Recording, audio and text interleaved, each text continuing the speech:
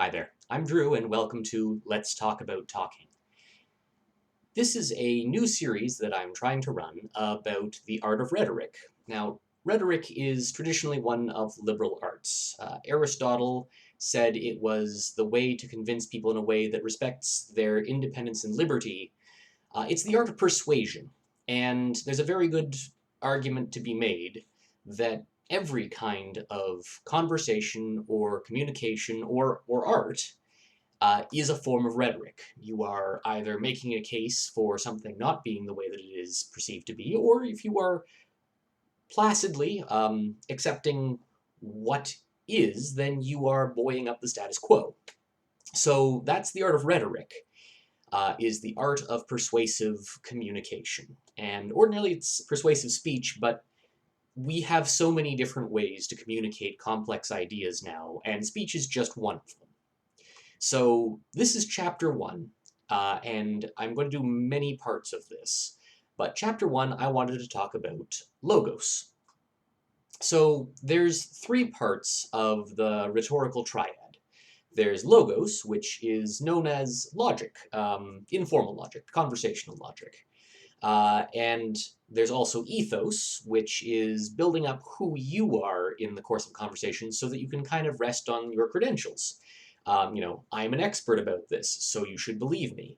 And finally, there is pathos, where you are trying to convince the audience essentially that they are the kind of person who would be persuaded by the kind of thing that you're saying.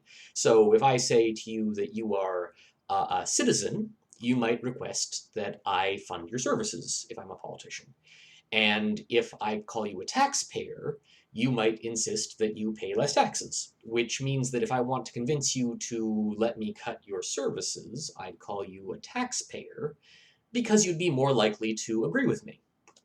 So that is basically the distinction between logos, ethos, and pathos. We're going to talk more about ethos and pathos in later installments.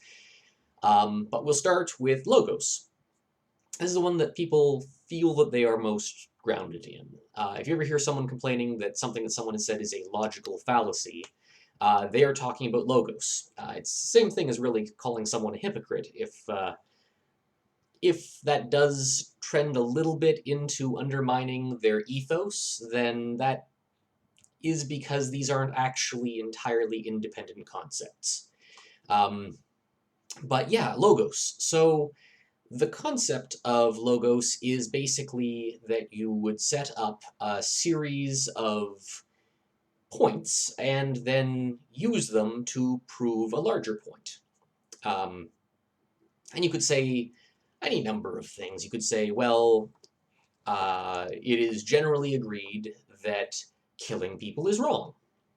And you could say, and war inherently involves killing people. So, by the transitive property there, war is wrong. And you could certainly make arguments against that as well. You could bring up other points of logic. You could say there is an exception to the rule that killing is wrong. And obviously, any kind of rhetorical argument that is built around logos is going to have points like that on either side. And again, this is where you get into ethos and pathos, trying to persuade people that your supporting points are valid. So if I want to say it's generally accepted that killing people is wrong, someone could undermine my overall argument that war is wrong by saying, well, I don't think killing people is wrong. And then, because one of the key supports of my argument has been taken away, I don't have an argument that I can build out of logos anymore. And this is all a very simple example of a much more complicated concept.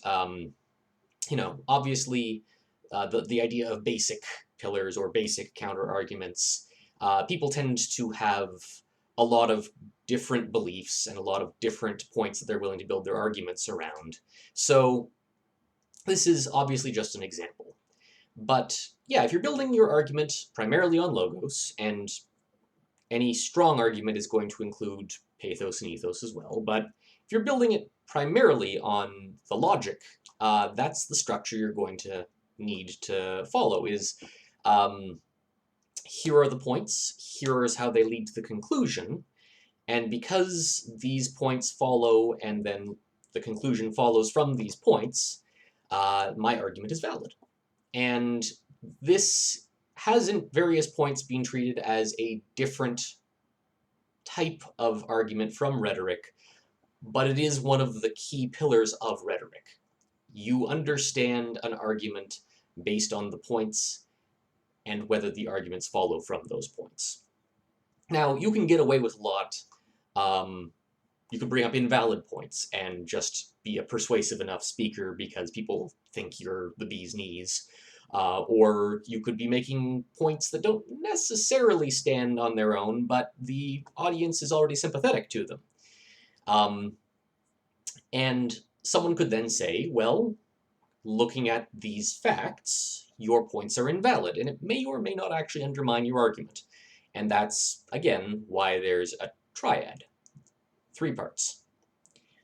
The other way to undermine an argument that's built on logos is to say the conclusion does not follow from the supporting points.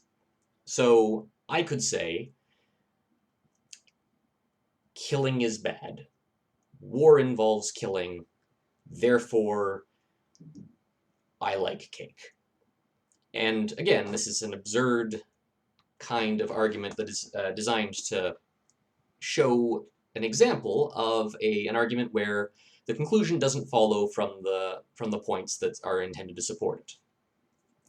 And because the conclusion does not follow, someone who's listening to me, they might agree with the conclusion, they might even agree with all the points. But I've just argued something that they agree with all of the aspects of in a way that they don't agree with. And actually, this is a way that you can actually undermine someone else's ethos, is by saying, well, you know, they make a silly argument like this. And this is the reduction to the absurd. You can find lengthy lists of logical fallacies, and what is important to realize is that a logical fallacy doesn't mean that the conclusion is an invalid statement unto itself. It doesn't mean that the points are wrong either. Most logical fallacies are built around the concept that the conclusion does not follow the points. Sometimes, of course, there's huge swaths that are built around the supporting points being wrong as well. You know, and there's nothing stopping someone from having just completely bad argument and saying the points are wrong, the conclusion is wrong, you know, everything is wrong about this argument. But when you're arguing from logos, theoretically, the strength of your argument is all of these points are correct, and the conclusion follows from the points. Now,